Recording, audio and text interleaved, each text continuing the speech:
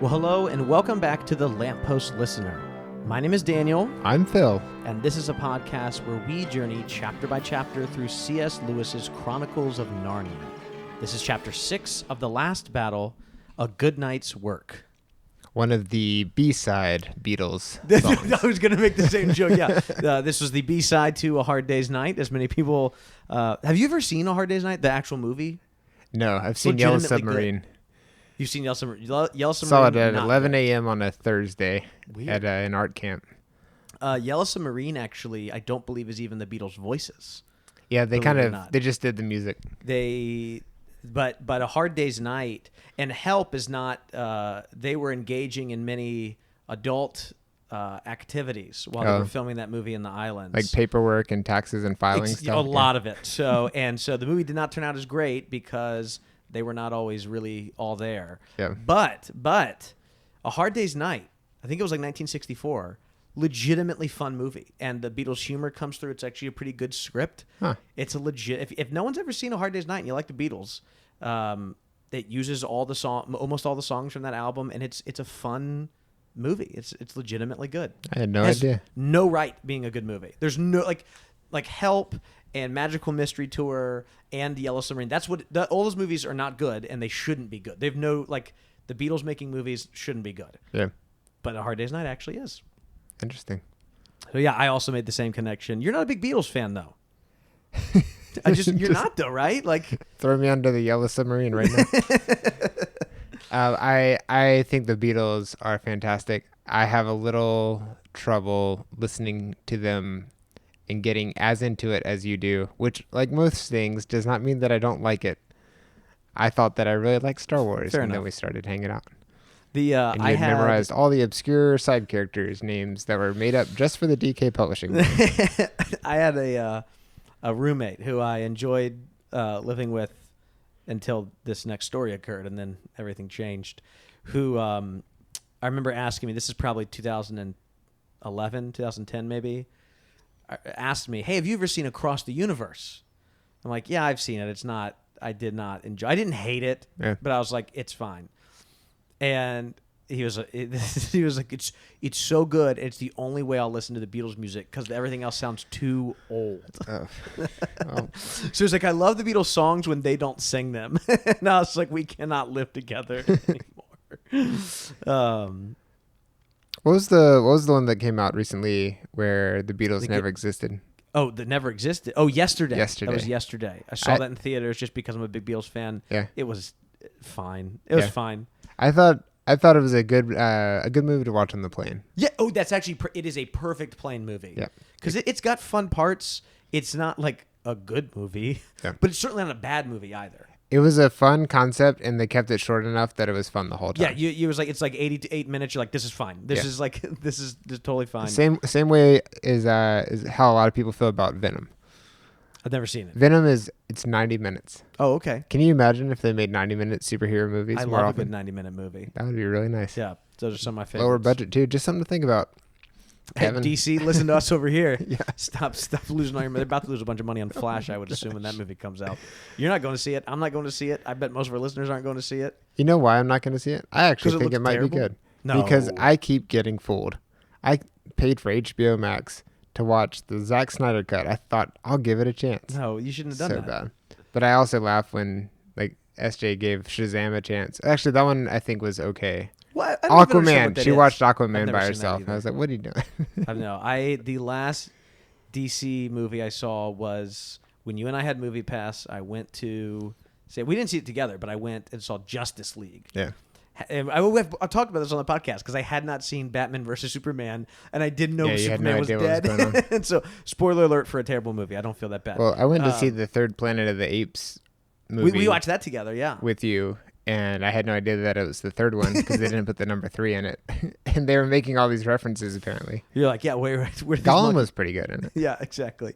Well, Phil, we need to actually transition to talk about Narnia. I assume we're about 45 minutes in here, have not talked about Narnia yet. But actually, before we do that, we have not had an addendum section in a long time. Well, you just We've don't been make so as many mistakes. clean that we haven't needed to change anything. We're going to lose our clean rating with this chapter. You'll find out why later. So, Phil, recently I came across a little book called Letters to Children by none other than Clive Staples Lewis.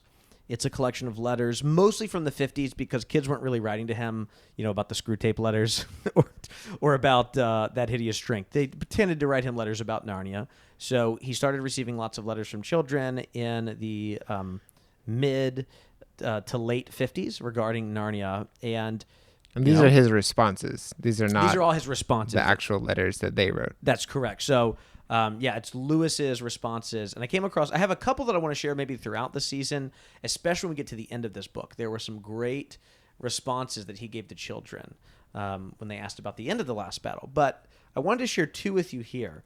One is this first one's not an addendum. It's just something that I thought you should know because it's come up before.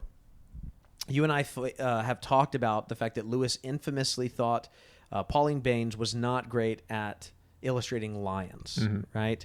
Well, it turns out he felt a similar way about the way that she illustrated donkeys. Here is a letter he wrote to a child in 1957. He writes, "My dear Penny, thanks for your letter and the pictures.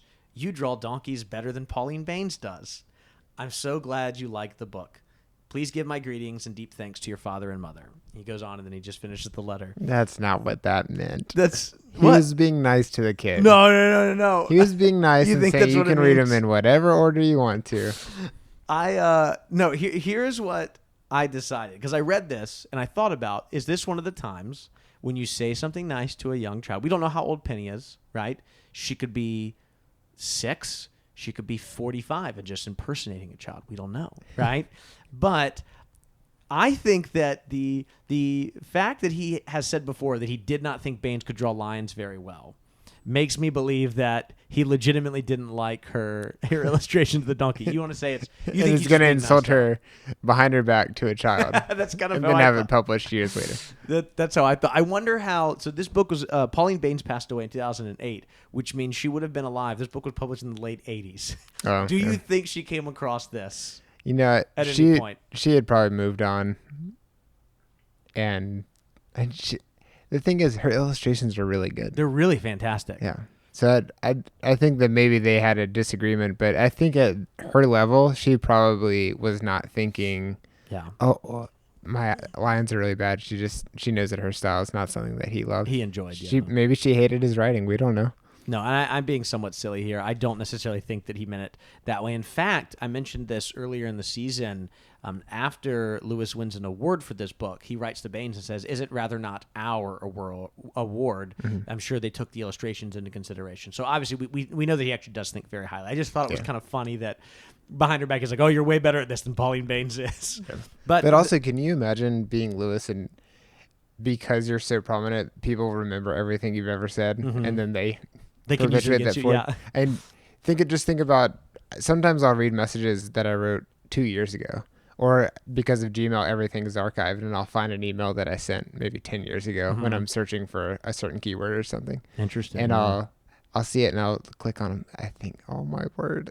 Then I delete it so no one else can find it. Yeah. Like, too late. No more archiving. You're deleted.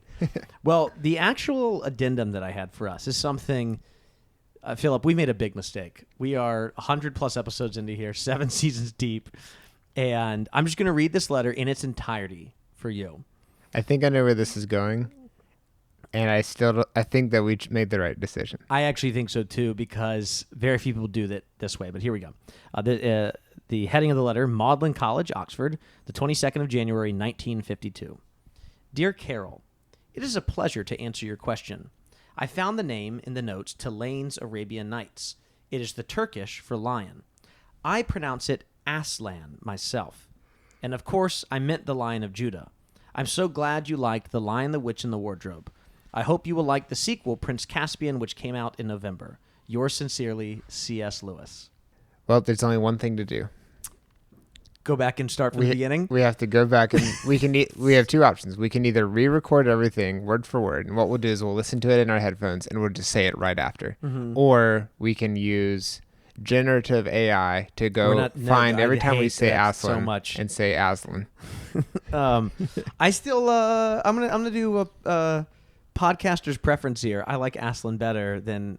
Well, now I just said like now Aslan. You can't help yourself. Yeah, I like Aslan with a Z better than Aslan. Yep. How many characters do you think are just another language's word for the creature they are? So we have Narnia or just in every story? Simba means lion. Aslan means lion. There have to be more. I don't know. I didn't know that about Simba. Simba means lion. Okay. Yep. In what language? My guess is Swahili because that is what they claim Hakuna Matata comes from, which apparently is way more dubious than we were led to believe as children. When you watch that movie in Swahili, do they change Simba's name? Because it would be confusing if his name was just Lion. They just say lion in English. Yeah. Whatever. Yeah. They're like strict 1-to-1. That's what it feels like. So here we go. This letter to Carol, we learn, which we already did know that he did. That I'm assuming we've said this on the show before, that Aslan is Turkish for lion. That and we've also mentioned how, especially with like the Horse and His Boy and the Calormans, we knew that in many other ways Lewis was pulling from kind of mythology and imagery from Arabian Nights, but also here having Lewis say, I pronounce it Aslan myself. Very interesting that he's kind of, I'm also surprised because we've talked to a lot of people about this, people who know more about us, and many of them just also say Aslan too. They knew more about us. Yeah, no. More than us. No, they knew more than we do about But now Narnia. we know more than them. I guess so. Are you going to start changing the way you say it now? No. No, okay, me neither. So, do you say GIF or GIF? like for the peanut butter? No. The image What on if the it's internet? an animated image of peanut butter? GIF. GIF. GIF. I think I said GIF, I GIF. guess. Why do I say that with a J? But it's definitely a G. Like it's GIF. Yeah. Do you say giraffe? Oh, no, yeah. Giraffe. Yeah, they're right. I do. Yeah. Okay. All right. Well, I just thought I would share that with some of our listeners. They might find that interesting that Lewis has waded himself into this debate. If we're already not taking his... I was going to say, this is a... Don't listen to what Lewis said to small children who he couldn't be mean to. Yes. Is what the lesson I was of like, this if we podcast already is. are doing this podcast in publication order, which he does say, it's actually in this book where he does say, I myself, tend to agree with your mother to read them or you. I think I agree with you. Yes. To the kid to read them in chronological order. If we're already not listening to him on that, I think we'll also respectfully continue to call the great lion Aslan. And this may be Lewis's way of saying that if there's a text from a while ago that says something, you don't necessarily interpret it word for word out of the context of the greater picture. I think you're making an allegory when this is just supposed to be a supposal. Well, let's, speaking of supposals, let's go ahead and dive into chapter 6 here of The Last Battle. It's an even chapter, which means you've got that chapter summary for us. Take it away. Tyrion trains Eustace and Jill in the use of their newly acquired weapons, and the three of them set a plan to rescue Jewel, the unicorn. On the way, Jill shows her skill as a navigator and leads them directly to the stable where the talking beast is being held. Tyrion makes quick work of the guard, holding him at knife point, while cutting Jewel free. Leaving the Calorman tied up, he returns to Eustace in hiding, and they both are startled to find that Jill is no longer there. Fortunately, she promptly returns, and in possession of a most helpful asset, the donkey named Puzzle, that has been posing as the false Aslan. Realizing that the donkey will help them prove the ape's vile plot, everyone is in better spirits, and they laugh as they set out towards the 30 dwarves they hear nearby. All right. Well, this chapter, it begins with Eustace and Jill going through kind of a similar transition that the Pevensies did at the beginning of Prince Caspian. You remember way back at the beginning of that second book, the training montage. They arrive. They run up those steps in Philadelphia. That's right. And they, after having been in the ruins of Cair Paravel, they start to get some of their strengths and kind of this after breathing this Narnian air. I don't know if Lewis actually says the phrase Narnian air in Caspian, but he does use it here. He says this. He, meaning Tyrion, was surprised at the strength of both children. In fact, they both seemed to be already much stronger and bigger and more grown up than they had been when he first met them a few hours ago. It is one of the effects which Narnian air often has on its visitors from our world. One of the things that I got to talk to Dr. Baxter about a few episodes back was this idea that Lewis had of literature as landscape. And a lot of that idea comes from, I believe it's an experiment in criticism, one of his academic works. And this idea that literature, kind of at its best, communicates an atmosphere, a landscape. And Lewis does also talk about this in The Discarded Image later on in the 60s, right? This idea that literature can communicate in this particular sort of way. And I'm now wondering a little bit if Lewis is communicating a similar thing about being in Narnia, that it's the actual Narnian air here, the atmosphere that kind of breeds this strength, kind of builds it up, maybe builds is this better word, in the children, in the same way that reading good literature helps kind of posture us to be more virtuous, to be more wise, right? And in the same way that, one of the things I was telling a parent in my own classroom who was asking this very respectfully, they were saying, y'all read a lot of fantasy in here, right? Mm-hmm. And that is true. And I was like, one of the best ways to think about that is you probably won't find in my particular classroom, you won't find us reading a lot of books about some girl's, first day at school, or a boy moves towns and he's got to make new friends, or someone's little brother didn't make the baseball team and it's so sad. And actually, when we talked to Dr. Marcos a couple of seasons ago, he talked, I think, what did he say Lewis called these? School books, I think is maybe what he called them. And those kind of books are not inherently bad. There's some great, especially children's books, in that kind of same vein that I really enjoy reading and that I recommend to children. But I would still rather give students a book like this, or give a young translation of Beowulf or something that goes deeper. And now many of my students are obviously never going to fight a dragon or Grendel's mother, right? They might actually have a first day of school in a new school. They might move towns. They might not make the baseball team. But in kind of reading these books that hopefully push students to really contemplate virtue by kind of being in that air, in the same way that Eustace and Jill are actually being strengthened through the Narnian air, I believe, honestly, and it might sound naive or maybe even cliche, but I legitimately believe this, that we can cultivate those things within our students with books that point them towards goodness, right?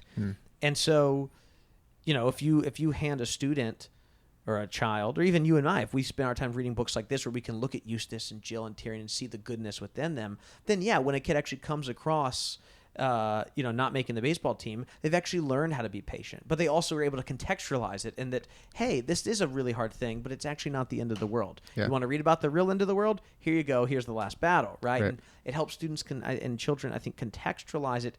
And it's about breathing in that landscape, that atmosphere of a work that can do that here. And I think Lewis, maybe it seems like I'm being a little reading too much into this, but I do think Lewis wants to communicate that power that atmosphere and landscape have in literature to its readers.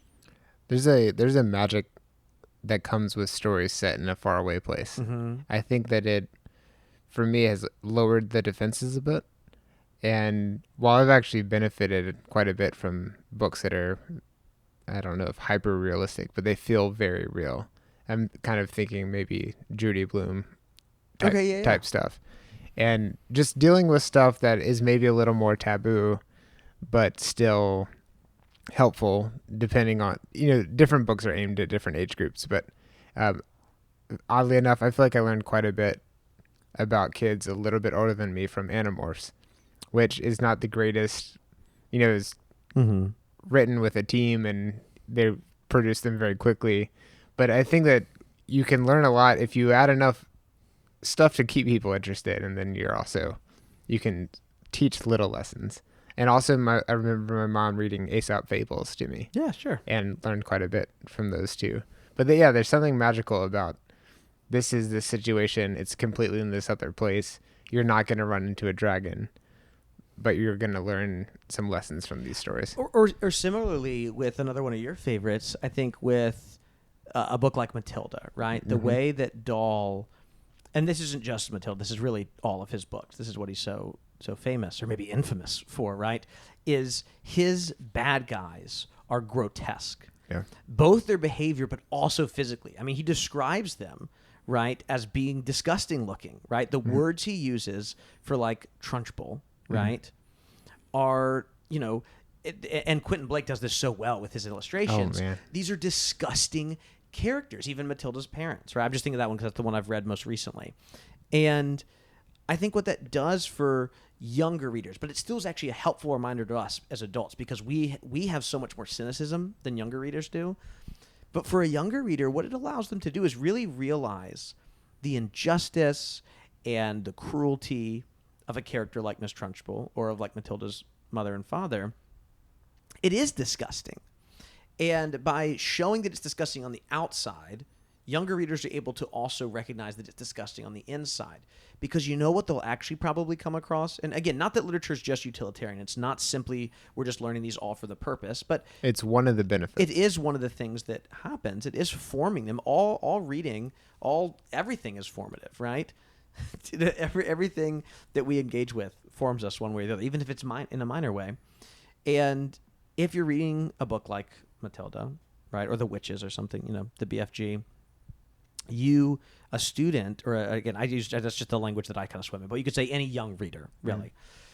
Any young reader that's going to continue growing up is going to actually encounter people who are unjust, people who are unkind, people who are ugly towards others and mean and disrespectful. But often, those people won't always appear like that on the outside, right? And so what the atmosphere, right, not the Narnian air, but the Dalian air right here for a book like Matilda, can help students recognize is making that connection between, yes, even if someone is, looks good. I'm not talking about like physically attractive. I'm just saying even if someone presents themselves well, right, what you really should be cognizant of what's in their heart. And again, that's almost like such a duh kind of thing. It almost sounds cliche, right? But if you're 7 years old, that actually isn't always, that isn't always reticent, right, to you. That isn't always something you can easily ascertain, right?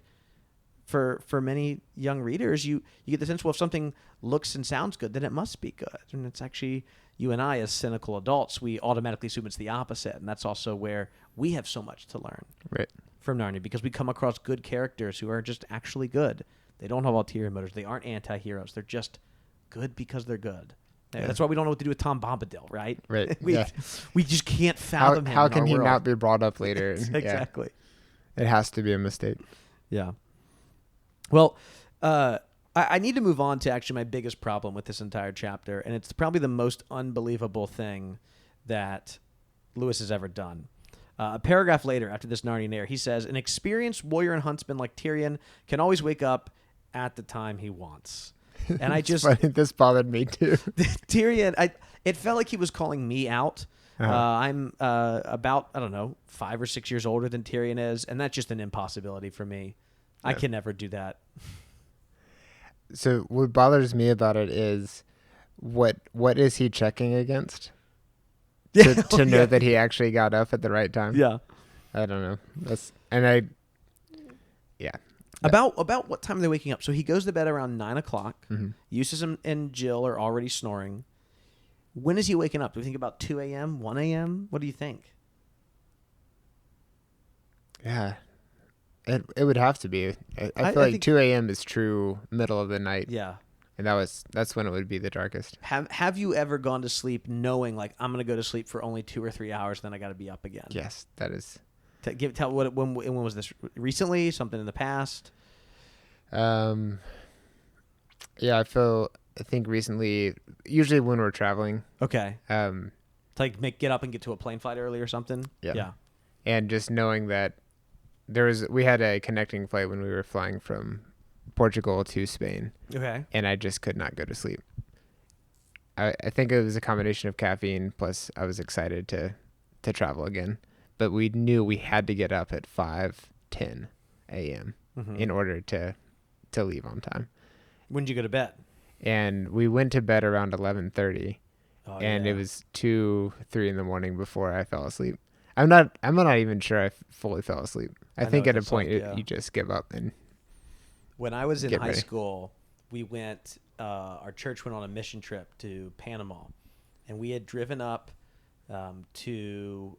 We probably flew out of like Ronald Reagan or Dulles, so we drove up to D.C. We're flying from D.C. direct to, or maybe we flew to Miami and then to Panama. But regardless, we're leaving Dulles. Let's say it was Dulles at like 5 a.m. and we got to leave. So we have to be at Dulles at 5. So we got to leave. We like stayed at some church in Nova. For any of our listeners not from Virginia, that's Northern Virginia. It's the shortened version of Northern Virginia. I didn't know what that was when I first moved. Yeah, when you came up from North Carolina, you're like, what is Nova? That's, it must be the biggest city in the world. Yeah. And so it was one of those things where I don't know why anyone ever thought this was a good idea. They put, all the boys are in one room, all the girls are in another room in this other church that was like probably just in our denomination or something. Like, all right, go to bed because we're getting you up at 4:30, and then we're getting into the van and we're driving to the airport at 5. The flight leaves at like 7 or 6 or whatever. And then we're driving, we're flying to Panama. So it's going to be a long, journey. And the guys, we stayed up until 3 a.m. just talking. Someone had brought like cards, like playing games. And then it was like, I remember, and I was the whole time like, this is so cool. We're having so much fun. We're so independent. We're going to another country. And then like 3 o'clock hits and someone's like, hey, I actually think we probably should go to bed. And this like thing hit me. I'm like, we have to be up in like an hour and a half. Yeah. And this is horrible. And I know I don't sleep well on planes. I'm like, I'm gonna be miserable, aren't I? It was a terrible experience flying there. But it was, I know what that's like. I would hate to go to bed at 9 o'clock, being like, I'll get back up at 1. Oh man, the worst. So they do though get up. Tyrion, under some kind of magic from the Great Lion himself, maybe is able to get up. The other two are yawning. They're not. Lewis even says that they don't look quite good. They look very gray and dismal as they climb out of their bunks. And it's a cold night. It's a cold night. Cold That's night. right. And they are going, Phil, to do what?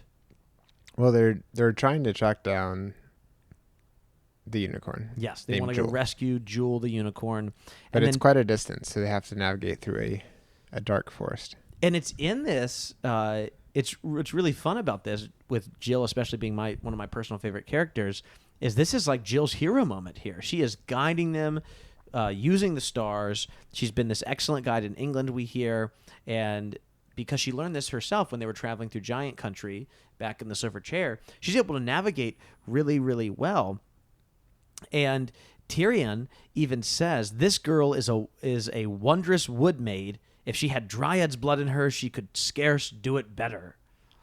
And then Eustace helpfully adds that she's so small, that's what helps. And then she immediately shushes them. What I love about this is, can you not hear this coming from the same Eustace that we met aboard the Dawn Treader? Right. Yep. But she's just small. That's what helps. Yep. Like it just momentarily is reawakened. The old Eustace, the pre-dragon. The Eustace. pre-dragon Eustace comes out. He's so frustrated. Also, ever since the trailer for Guardians of the Galaxy 3 came out. I haven't seen it. You haven't seen it? I haven't seen the trailer either, no. So the guy who plays Eustace is Adam Warlock.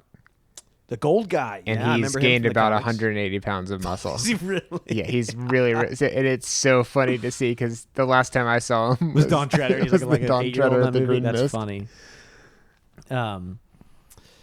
But in spite of this joy and this kind of excitement that you and I have as readers, as these three humans get closer and closer to the stable, we're told that it's silent.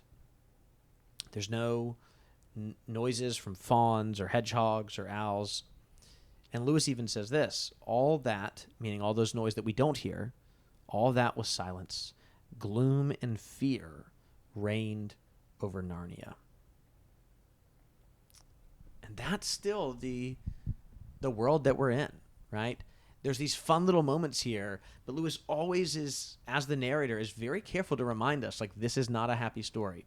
Yeah. It reminds me, speaking of other, I guess we're just talking a lot about different books today, Lemony Snicket would always do that in the series of unfortunate events, right? Another great series that was very far-fetched, but also incredibly relatable. I reread the first book to a group of students. This was years ago, and I did not finish it because a kid cried. Oh, So I loved it, but I forgot that it's not for everyone. Like yeah. as a kid, I read them, and I enjoyed them. I loved them. I would love the way that he would like use some vocabulary word and be like, but in this sense, this word means so and so, right?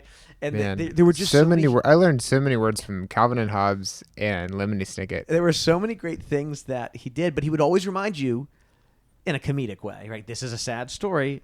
This doesn't have a happy ending, right? Yeah. And Lewis, though, is doing that in a much more,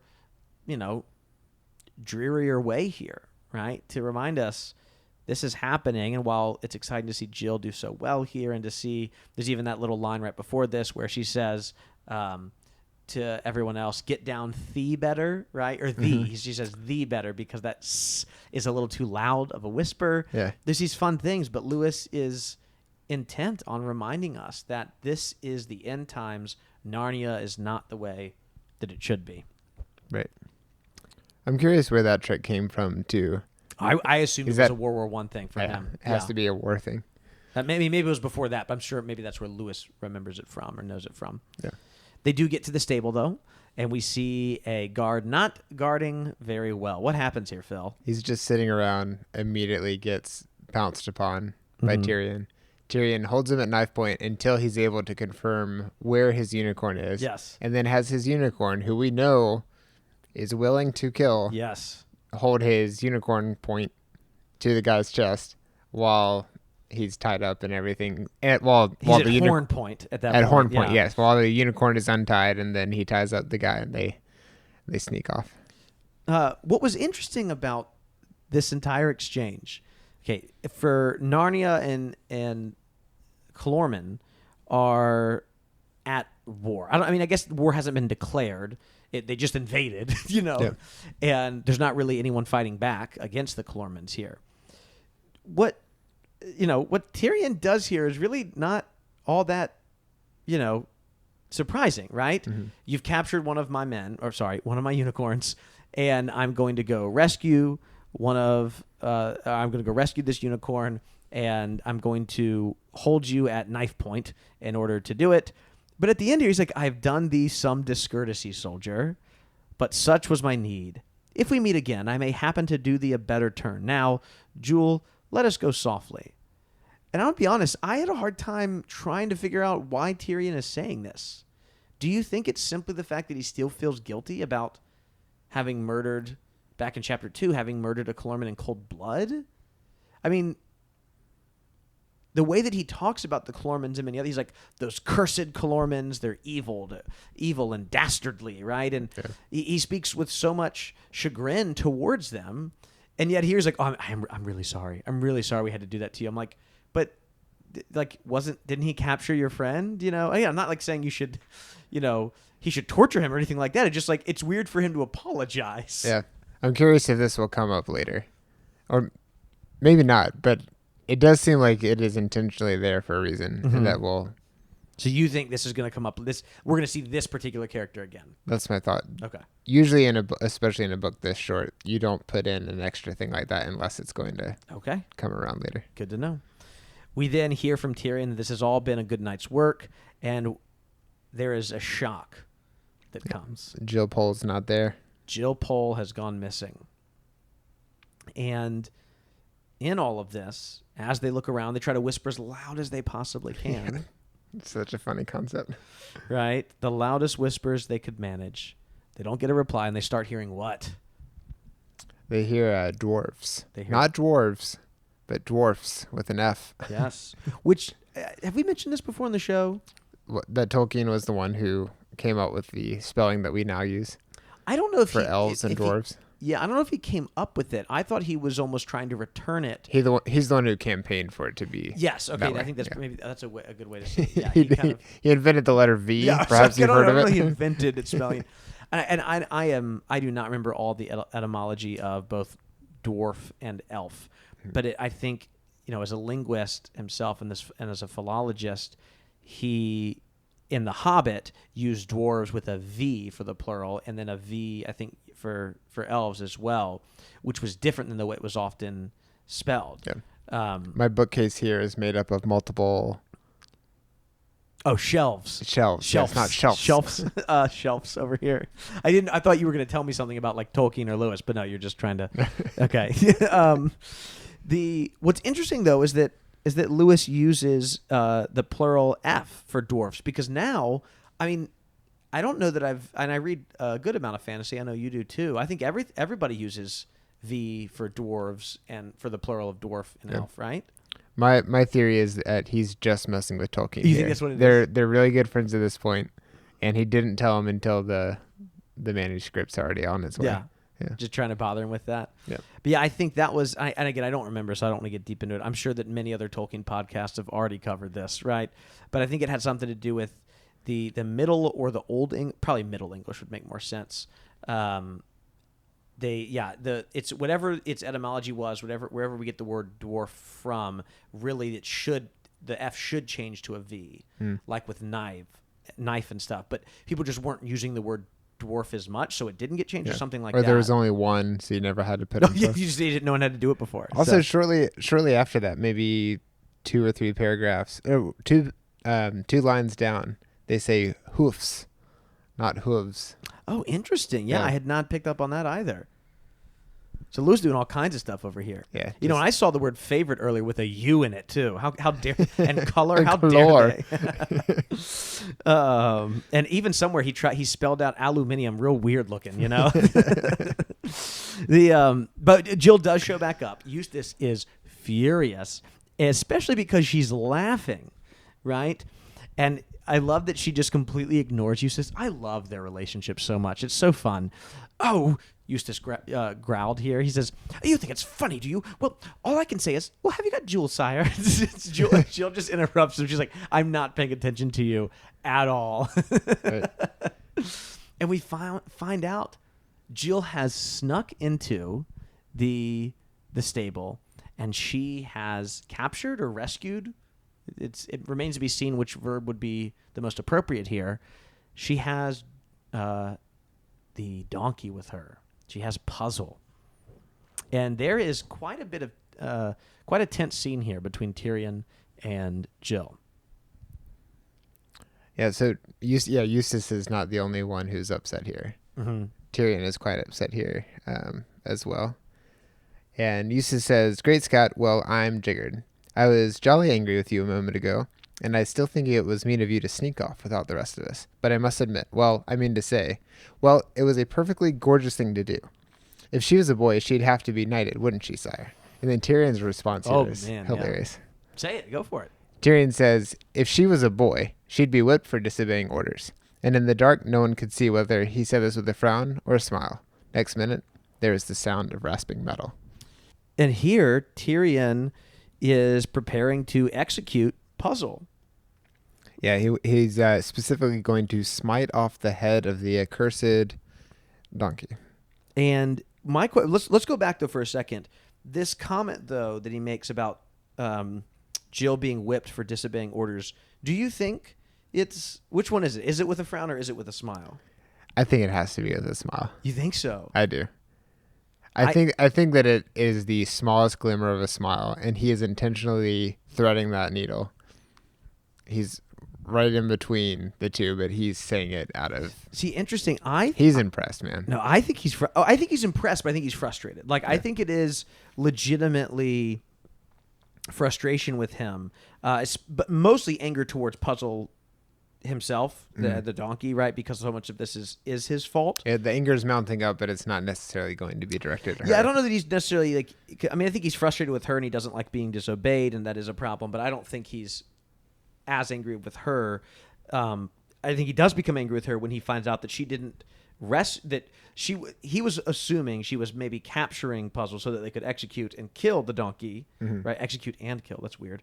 Just execute / kill, I guess. Will be executed and then killed. Yes.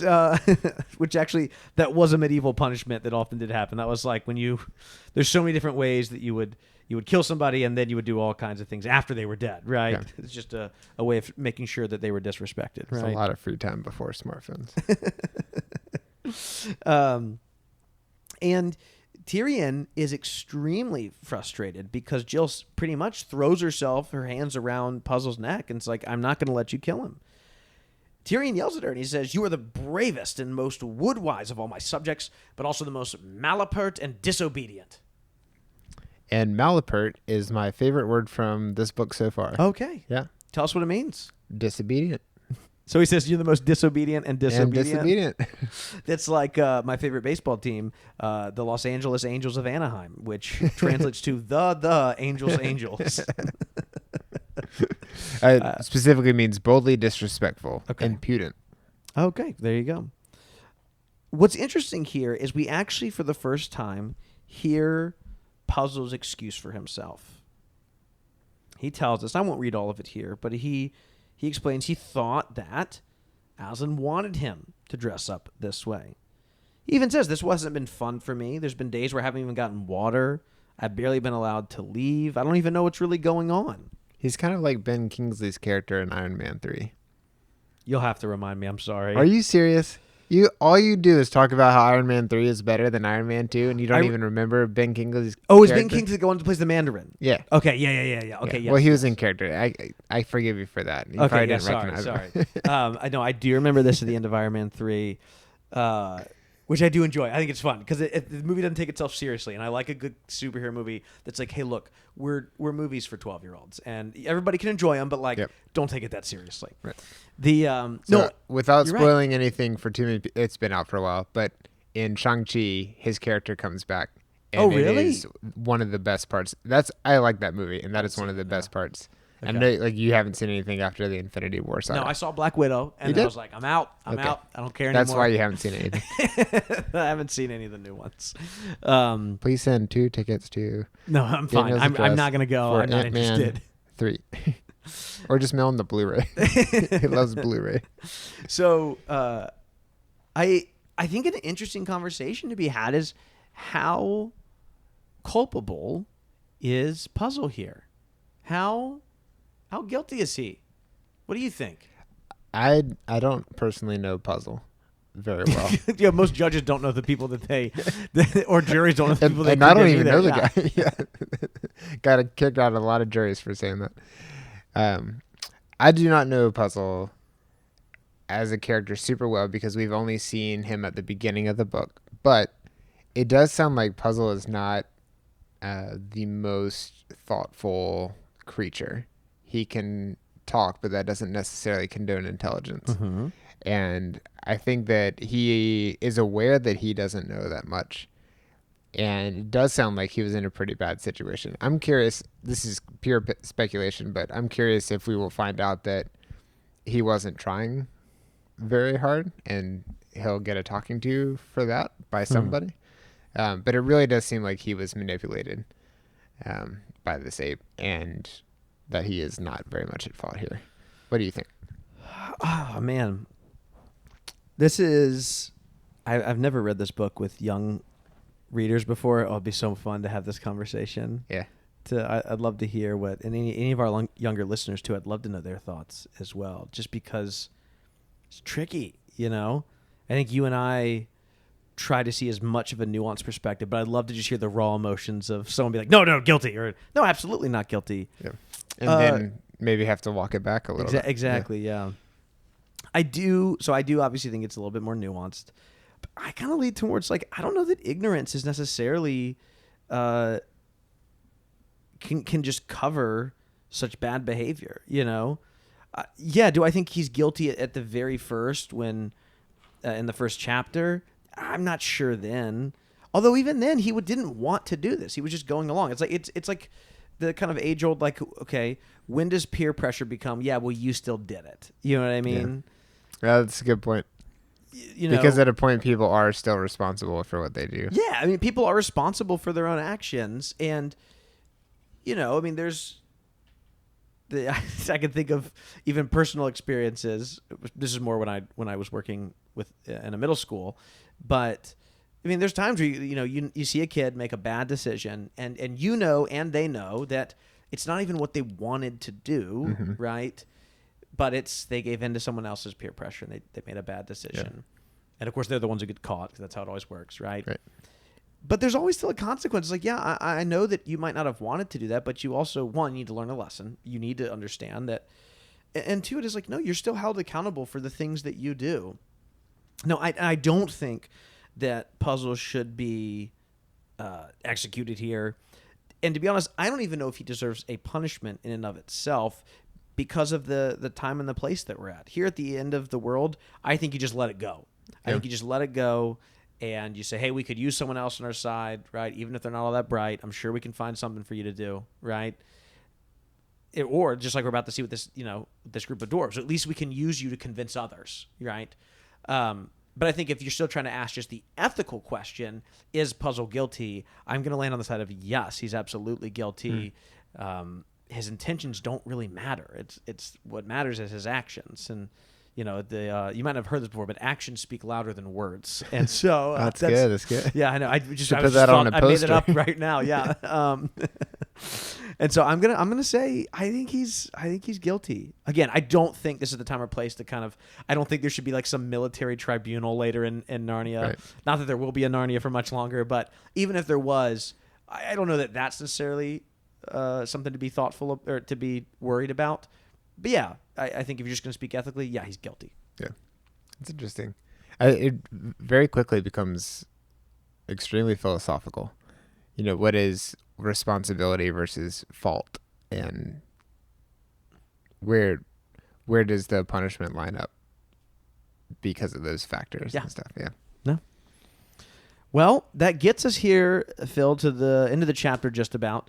Tyrion does see that there will be some use for puzzle, and as this army, or I don't know army, but there's at least this group of dwarves get closer and closer to them. Yeah, what's the word for a group of dwarves? You have a gaggle of geese, a superfluity of nuns. I don't know. We'll have to find out. We'll look it up for next time. Or is that a listener feedback question? Yeah. Okay. What Snow White and the Seven Dwarves lived in I don't know. There has to be something there. There's got to be something for them, but I don't know what it is. But they are being brought up by two armed Calormans, and right here at the end of the chapter, Tyrion says, "Where are you taking these dwarves, and under whose orders?" And that's where the chapter ends, as they are now a unicorn, a donkey dressed as a lion, two children, actually two teenagers, and a young adult are now going to hopefully be able to explain to everyone, hey, look, you've been fooled. Come back and join our side. Right. And let's just focus on this illustration here. This is a silhouette of 5 characters, a crash course in choosing great shapes for your illustrations. Mm-hmm. You can tell who everybody is, and it's a simple picture in that it's black silhouettes, including the ground, and then a gray background. Yeah. If you have the color version, but it's really beautiful. Well, Phil, any final thoughts here on Chapter 6 before we go into some listener feedback? Let's hear some feedback. All right. Well, our listener feedback today comes from Lindsay. It's a short little email, and I just figured, hey, we started this episode saying some of the things we did wrong, sharing some new knowledge, and I thought we'd maybe share more new knowledge here in our listener feedback. It's a short email that says, fun fact, Shift couldn't go in the pool. Listen to this. Gentlemen, fun fact, great apes are unable to swim, so Shift really couldn't go in the pool. At the Richmond Zoo in Virginia, the ape enclosures have no fences or walls. They're just surrounded by a moat. The extremely high density of their bone and muscle mass prevents them from floating. Oh, interesting. The more you know, Lindsay. They must have negative bone density. Isn't that crazy? That is I had nuts. no idea. Huh. So there you go. We were sitting here saying, oh, Shift is so mean. He's lying. He's manipulating. And he still is all those things. Yeah. But when he says I actually can't go in and get it, He's just not buoyant. he really and truly, gorillas can't swim. I had no idea. They avoid. I had Googled her after she sent this. Not that I didn't trust her, but I was like, oh, okay. So naturally, I Googled, can gorillas swim? The very first thing, like other apes, and this was thought that was interesting. Like other apes and humans, gorillas cannot swim naturally. Therefore, they avoid large bodies of waters and large bodies of water and rivers. And I stared at this. I just thought this. People, they always like making fun of me here on the show, and so I'll do it myself as well. I stared at this for a while. I was like, humans can swim? What's Google talking about? We totally can swim. And then I thought that was weird. And then later that day, Anna and I were talking about our son, and we're like, hey, next year we need to sign him up for swimming lessons. Like, oh, yeah. You have to teach him how. You're right. We have to teach him. That's right. Yeah, that's right. We don't swim naturally. I forgot it. I can throw a duck in the water, and it's fine, Right. There is a technique with supervision where they train kids to swim by just tossing them in at an early I think age. that's called finding out if you're a witch or not, and they usually died, actually. It's actually not appropriate to do.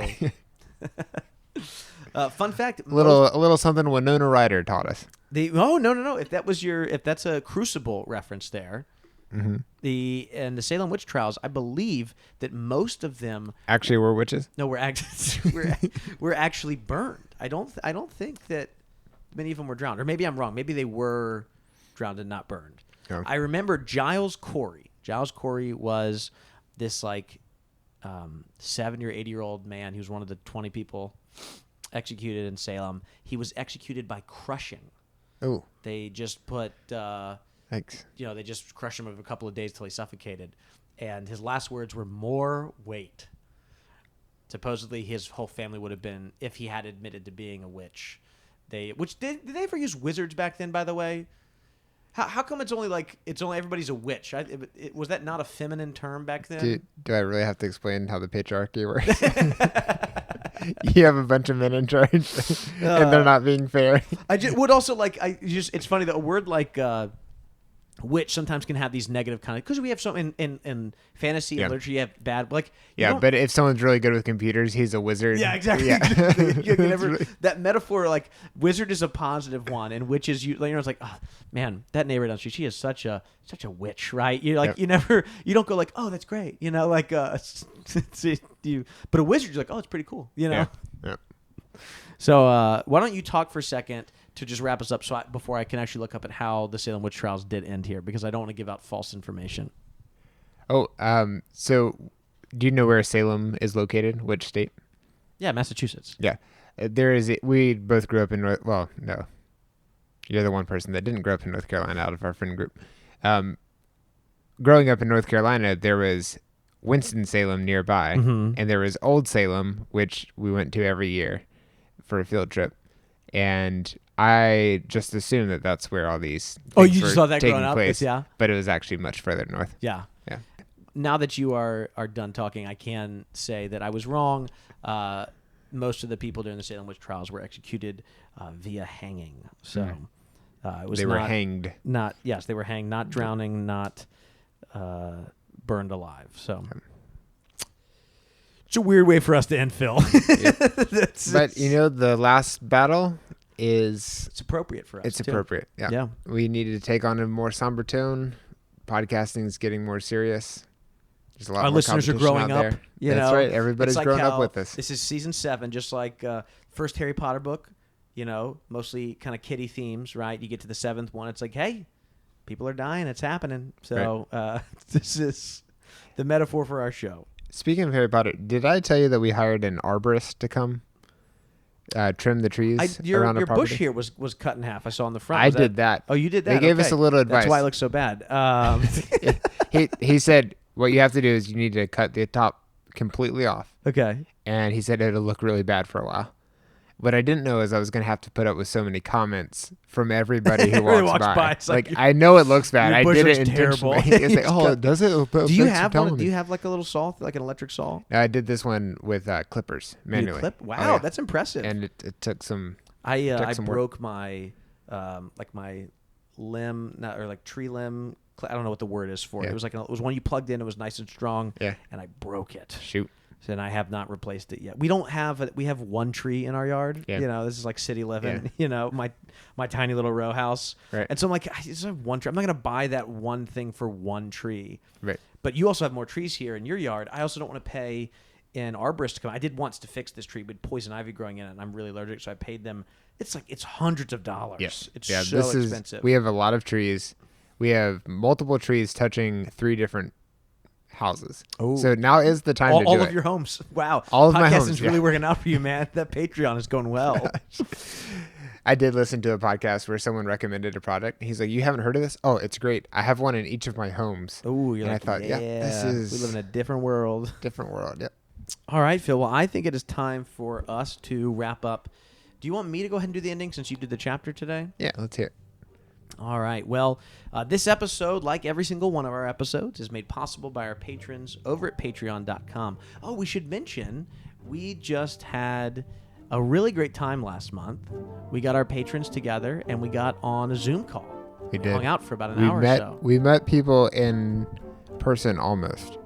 Kind of, yeah. It was a small setting, maybe 9 or 10 people. Just about a dozen of us got together. Yeah. That was a lot of fun. Turns out my mom was secretly listening in. Yeah, didn't like that. Yeah, because I liked her being there. Because she didn't pay. There. Yeah. Oh, yeah, she didn't pay. That's why she wasn't on the screen. That makes sense. I did like that then. That's fine. Yeah. No, you wanted to chat with her too. No, yeah. But she was listening. And we had a good time. I think it's something we might be doing a little bit more often. Not all the time, but maybe once or twice a year, having our patrons get together for just a quick kind of check-in, talk for an hour, hour and a half, just a little chit-chat, just to enjoy time together. So, hey, if you've ever wanted to do that with us, also there's time to ask questions as well, too. We had some people kind of share and ask some questions of us as well. Head on over to Patreon, and that's going to be something that'll happen a little bit more regularly, not just a one-time thing. Cool. So we also always want to give special thanks to John Marr, Emily Wakefield, and Ryan Smith for supporting us on our top tiers. If you have any listener feedback, you can email us at thenarniapodcast@gmail.com or leave us a voicemail at 406-646-6733. You can find all of our previous episodes, links, and book information at lamppostlistener.com. We also appreciate reviews over on Apple Podcasts because this helps other listeners find the show and join together on our read-through. Thank you for coming along on this journey, and we'll be back next time with Chapter 7. See you soon.